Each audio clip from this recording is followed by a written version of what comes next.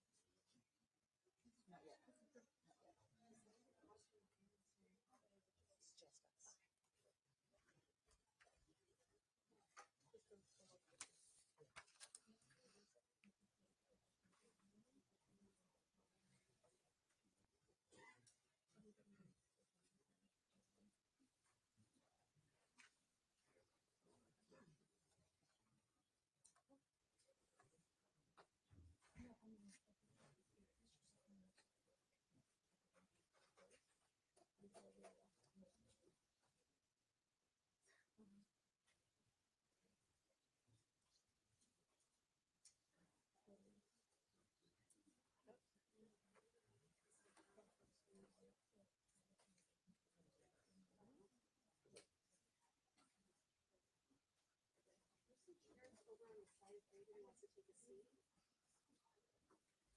A hallway block from the news conference.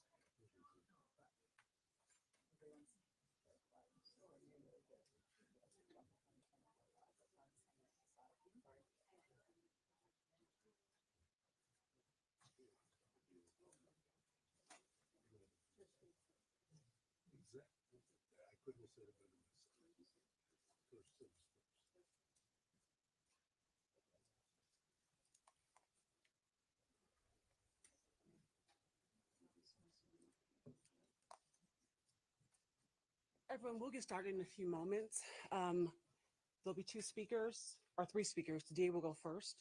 Afterwards, we're not taking a ton of questions. We've given a lot of folks sit downs the last few weeks, so we think we've covered that. But you will have a few opportunities, but not a ton. There's too many folks in here. Yes.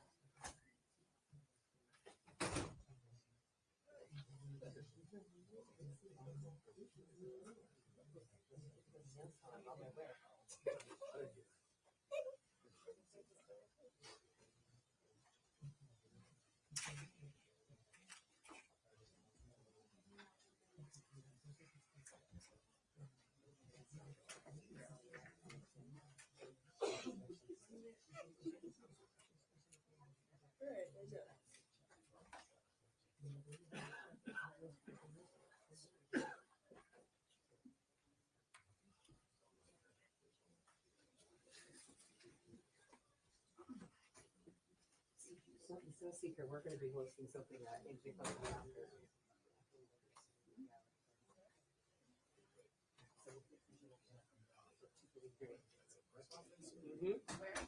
Engine company, Mark's office.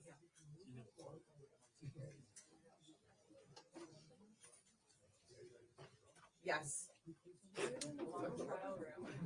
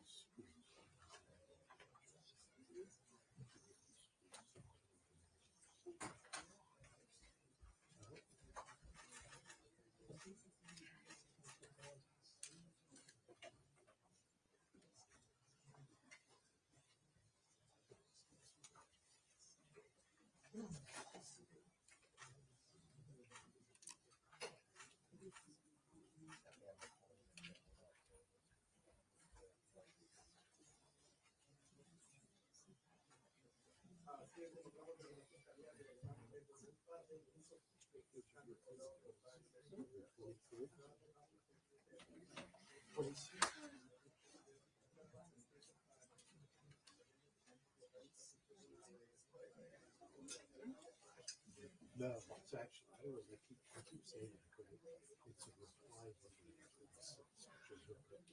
just completely coincidental. No, what? I mean, of all the 365 days of the year, that's the day that I said that out of all the days,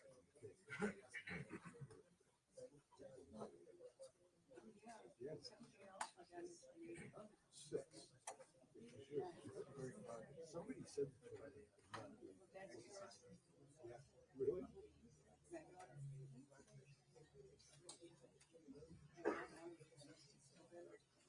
And November 26th is the day that that's the day that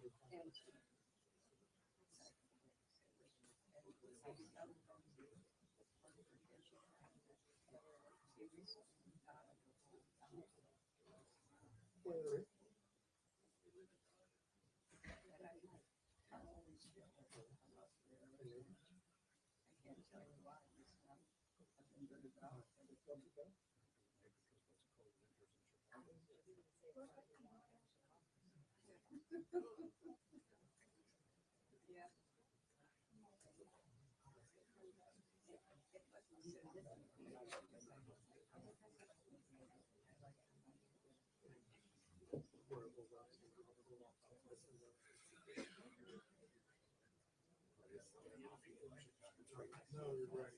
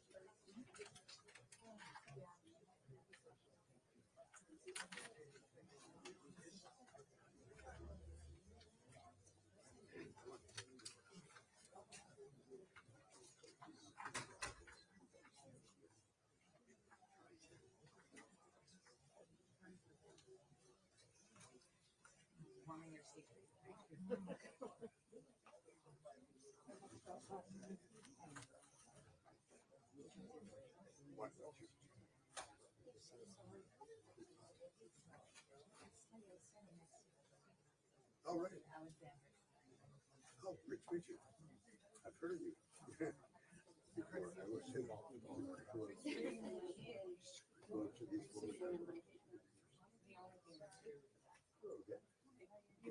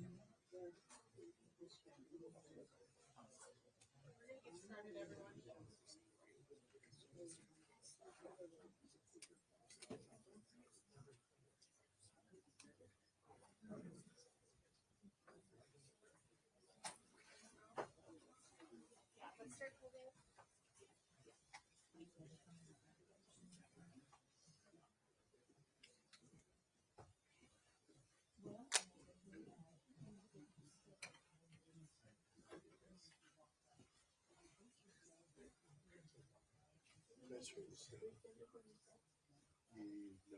they're perfect. And Maria, you could stand here and then we'll cancel next year. And then our family, you can just kind of bunch in. The closer the better for the cameras. We can have, yeah, if we have some family members stand on this side as well. That would be great. And just the closer the better.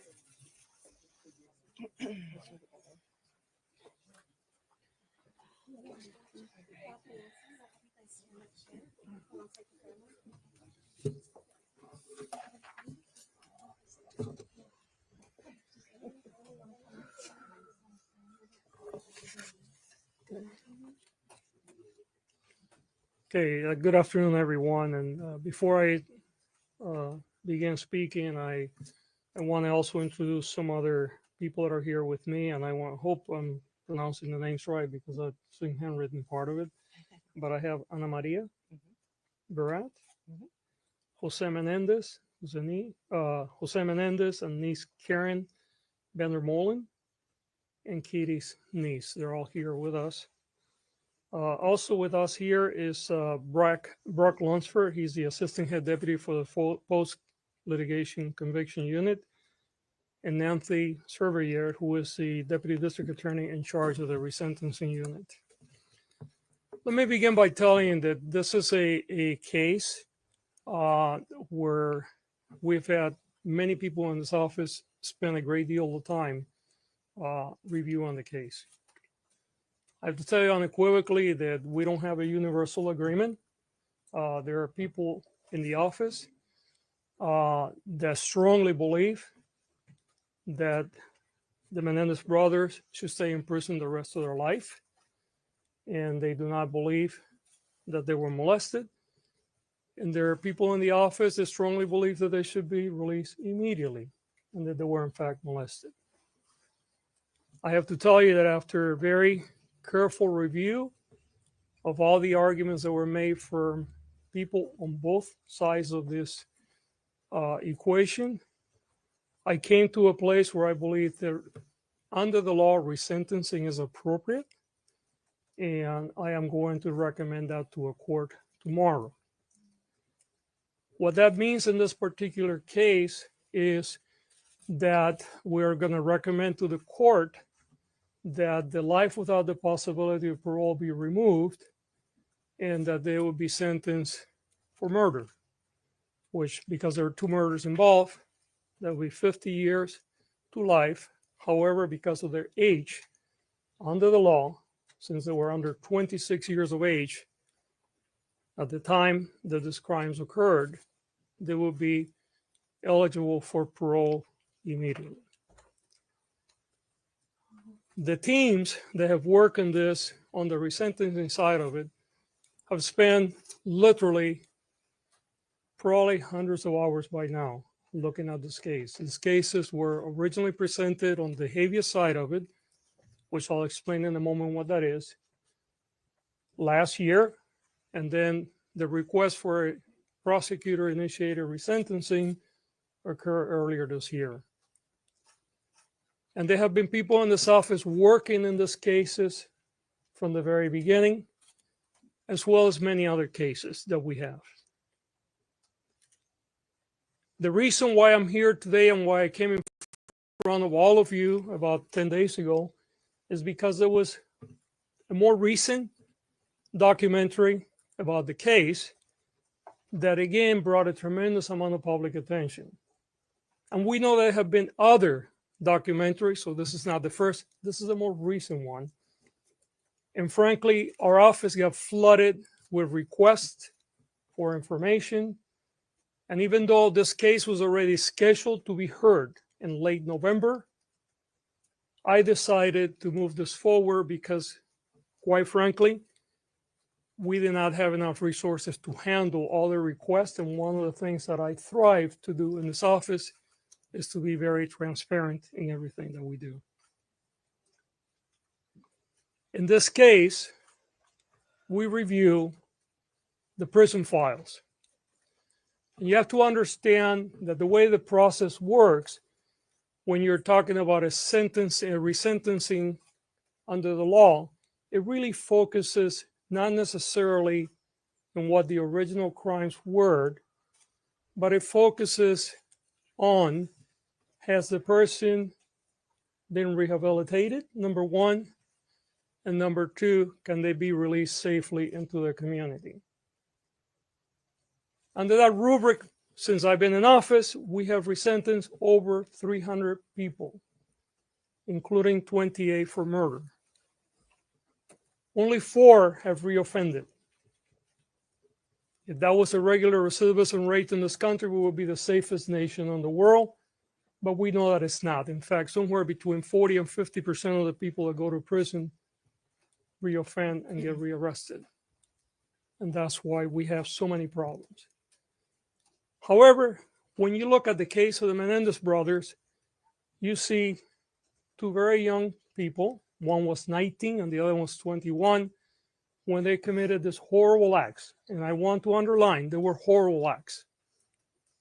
There is no excuse for murder. And I will never imply that what we're doing here is to excuse that behavior. Because even if you get abused, the right path is to call the police, seek help. But I understand also how sometimes people get desperate. We often see women, for instance, that have been battered for years, and sometimes they will murder their abuser out of desperation. And I do believe that the brothers were subjected to a tremendous amount of dysfunction in the home and molestation. But they went to prison for life without the possibility of parole, which meant that certainly under the law at that time, they had no hopes of ever getting out. They could have done what many other people do, which is basically said, you know what, I'm here for the rest of my life, so I'm going to do whatever. I'm going to misbehave, I'm going to join gangs, I'm going to live the life of the prison. But they never did that. To the contrary, even though they didn't think that they would ever be let free, they engaged in a different journey. A journey of redemption and a journey of rehabilitation. And often the people that begin their journey of rehabilitation and redemption in prison is often very internal. And what they do, and one of our lawyers pointed out this today, is usually the path is people try to further their education, do things for self-improvement, which the brothers have done, by the way. But it's more unique or less usual, I guess, when people not only do that, but they also begin to engage in ways to make life for others better. And in this case, the brothers have been doing so for a very long time, creating groups to deal with how to address untreated trauma, creating groups to deal with other inmates that have physical disabilities and may be treated differently. Even in one case, Lyle negotiating for other inmates as to the conditions that they live under during prison. And all this was done by 2 young people, now they're not as young, that had no hopes of ever getting out of prison. They have been in prison for nearly 35 years. I believe that they have paid their debt to society, and the system provides a vehicle for their case to be reviewed by a parole board, and if the parole concurs with my assessment, and it will be their decision, they will be released accordingly. I must underline, however, this case will be filed in court tomorrow. The final decision will be made by the judge. Court has to agree with my conclusion that they deserve to be resentenced. it is very possible that there may be members of this office that will be present in court opposing the resentencing. And they have a right to do so. And we encourage those that disagree with us to speak, and the court is the appropriate place to do it. We certainly feel we're very sure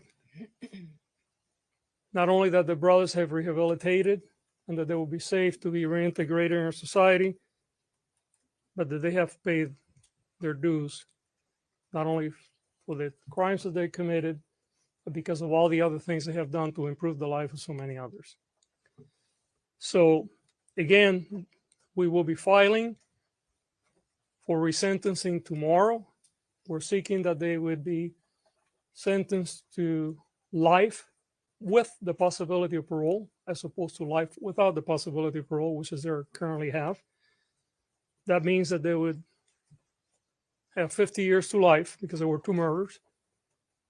But because of the age upon which they were convicted, under 26, under current law, that means they're eligible for youthful parole. I think there is also important to have some introspection today, because I think that often, for cultural reasons, we don't believe victims of sexual assault, whether they're women or whether they're men. We saw in our first trial, which, by the way, they were tried twice. The first trial hung, meaning the jury could not come to a conclusion, and in fact, about half of the jury wanted to convict them of manslaughter, which, if that were have been the case, they would have been off prison a long time ago. And then there was a second trial, and then they were convicted of murder with special circumstances, which led to the life without the possibility of parole. But it's salient to understand that our own implicit and sometimes explicit bias around sexual abuse and sexual assaults often leads us to severe injustices in our community. And I want to speak to those that are victims of sexual assault now, whether you're a man or a woman. Know that we're here for you. If you're a victim of sexual assault in this community, and by that we're talking about LA County, not just LA City, you can come for help. Whether you're prepared to prosecute or not, we will be here for you. We have services for you. And if you're prepared to move forward with the prosecution, we will evaluate it as we do any other case. And if we believe that the evidence is there to present a credible case in front of a jury that can be proven beyond a reasonable doubt, we would proceed accordingly. You do not have to suffer alone. You don't have to keep it to yourself. And help is here unconditionally. I'm going to say a few words in Spanish because I know there's tremendous amount of interest from the Spanish media, and I know that there are going to be other speakers today, and then we're going to open it up for questions. Primero que nada, quiero dar las gracias a todos por estar aquí hoy. Estamos hablando del caso de los hermanos Menéndez. Este fue un caso donde 2 hermanos, uno de 19 y uno de 21 años, asesinaron a sus padres más de 3 décadas atrás. Los muchachos fueron condenados por asesinato y llevan en la prisión alrededor de 35 años. Este fue un caso que tuvo mucha atención pública cuando sucedió y indudablemente tiene mucha atención pública hoy cuando vemos esta habitación como está llena. La razón por la que nosotros estamos buscando que la Corte reevalúe la sentencia original es la siguiente. Bajo la ley de California, cuando una persona es acusada de un crimen, ese crimen puede ser reevaluado si la persona lleva muchos años en la cárcel o la prisión y enseña que se ha rehabilitado y que puede ser reintegrado en la comunidad sin causar peligro para el resto de nosotros.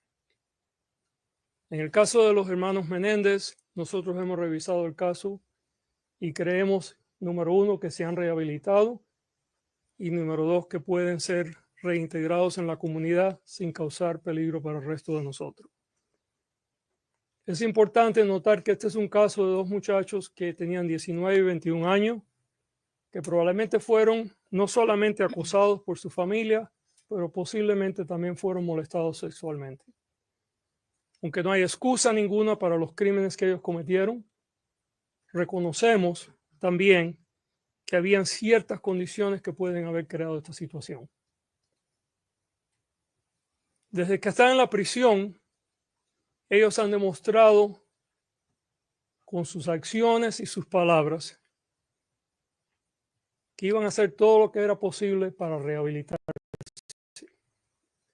No solamente ellos hicieron cosas para mejorar su vida personalmente, pero también tomaron parte en muchos programas y crearon programas para ayudar a otros prisioneros. Hicieron todo esto durante un tiempo donde ellos no creían que iban a salir de la cárcel por el resto de su vida, porque su sentencia era de vida sin la posibilidad de salir de la cárcel. Lo que estamos haciendo hoy bajo la ley de California, vamos a hacer una petición a la Corte a que reevalúe esa sentencia y que lo vuelva a sentenciar por asesinato, pero con la posibilidad de salir con libertad condicional. En el caso de ellos, porque son dos asesinatos, serían 50 años o por vida, pero con la posibilidad de ser prohibido la oportunidad de salir con condiciones. Bajo la ley, cuando el crimen se cometió y la persona tenía menos de 26 años cuando lo cometió, esa persona puede ser evaluada inmediatamente para que su sentencia sea revisada y que se le pueda dar otra sentencia. Bajo las condiciones de cómo ellos se han portado en la prisión y la evidencia de que están rehabilitados y de que pueden ser reintegrados en nuestra comunidad, es muy posible que ellos sean permitidos salir a la calle de nuevo, pero esa decisión estará con el sistema de prisiones y no con nuestra oficina.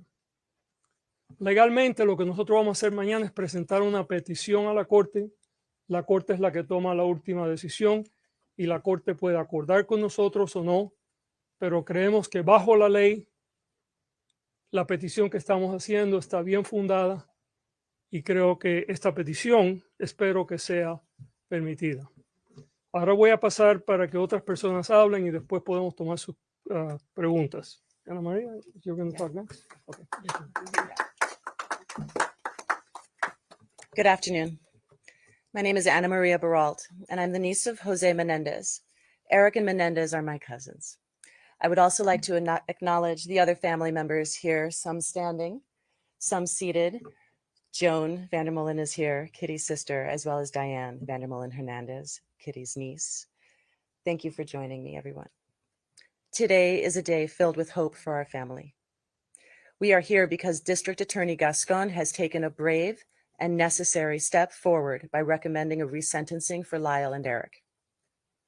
The DA's decision reflects the truth that is hidden for so long, and I am grateful for his leadership in making this choice.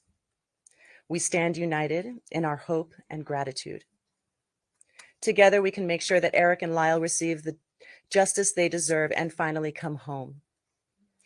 Thank you to District Attorney George Gascón for his courage and leadership.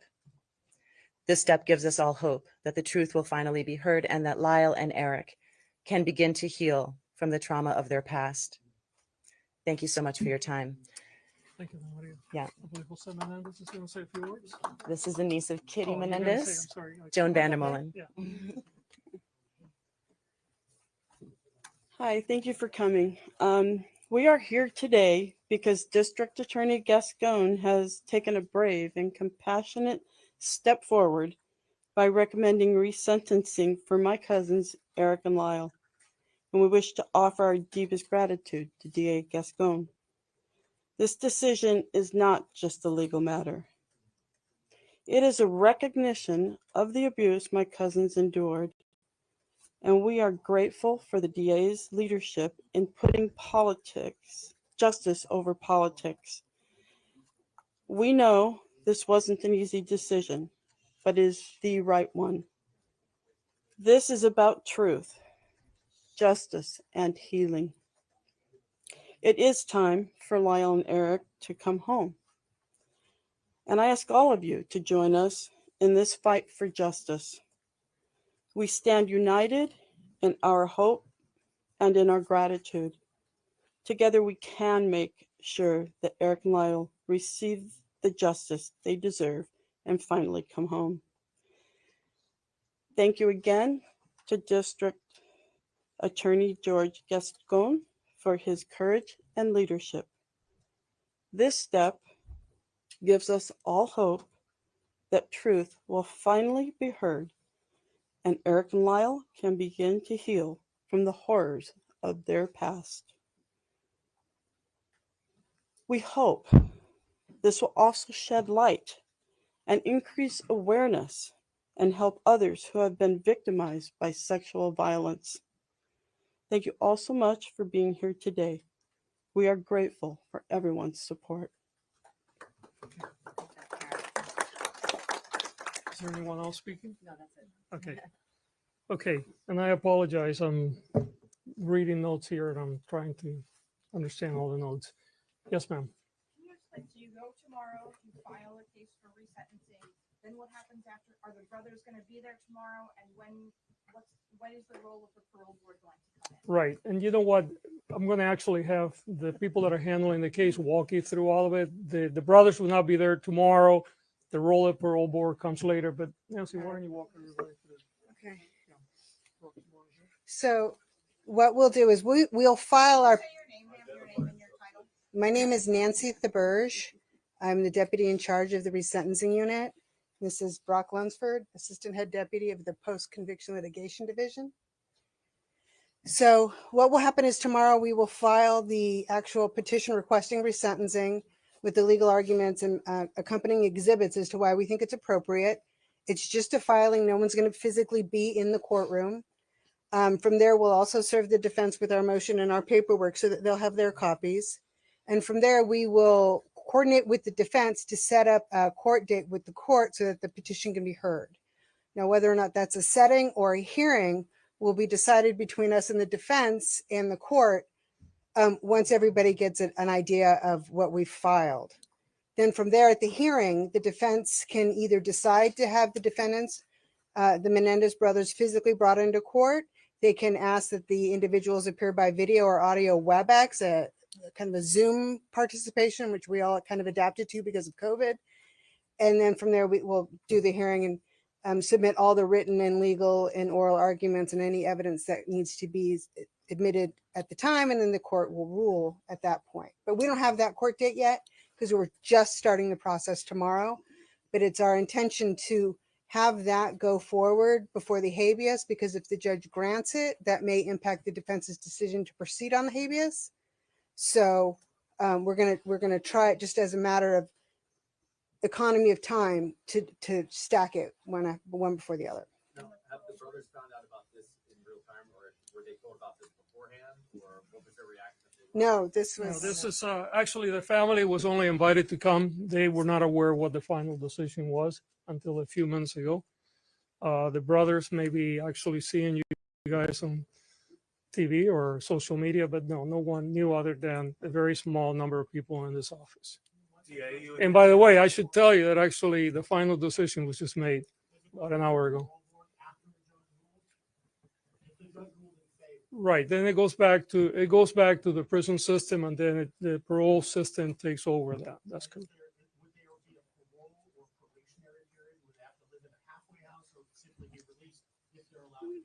You know, those are really completely entirely up to the parole board. Place. We'll try. What was the factor that made the final decision? You said the final decision was just made. Was it the letter? Was it the Menudo confession?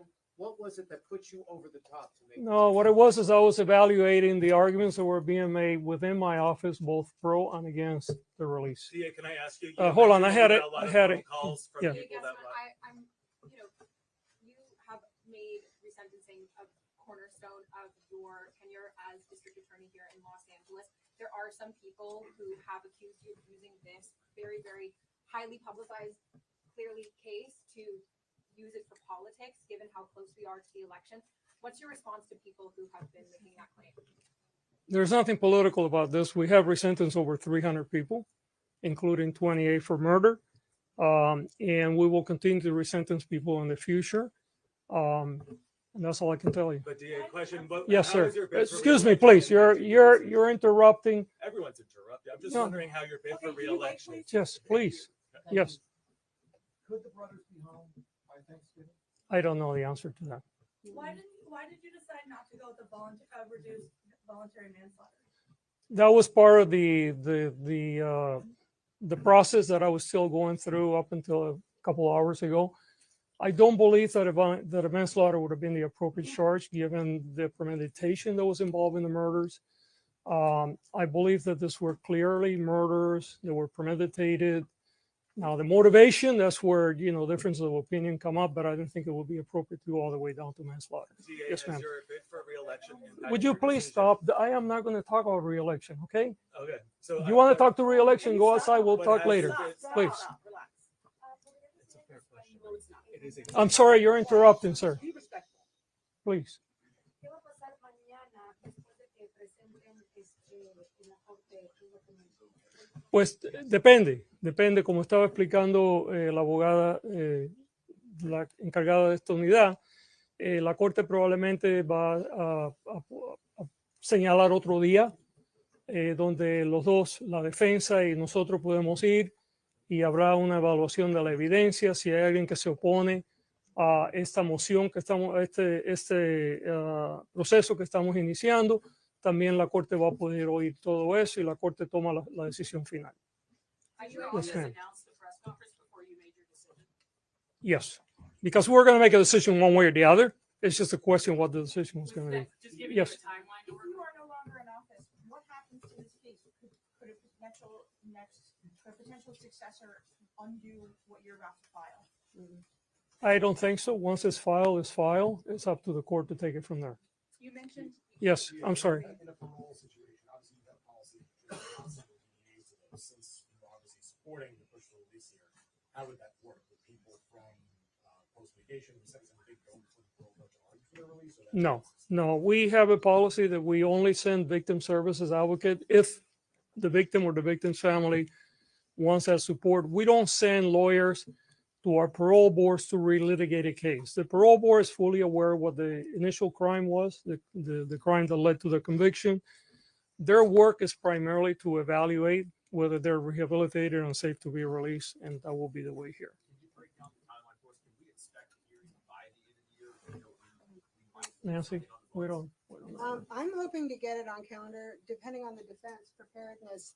I'd like to see it go to hearing probably within the next 30 to 45 days at the most.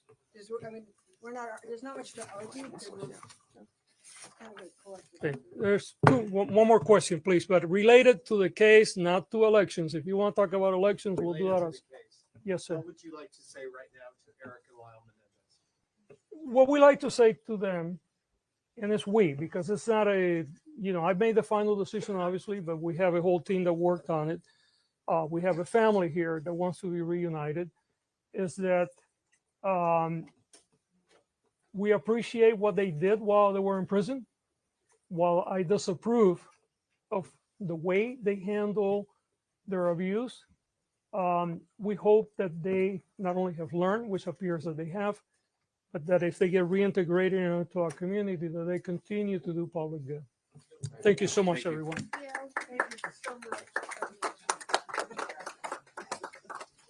Thank you. Thank you. Thank you so much. Thank you, sir. Thank you. Thank you so much.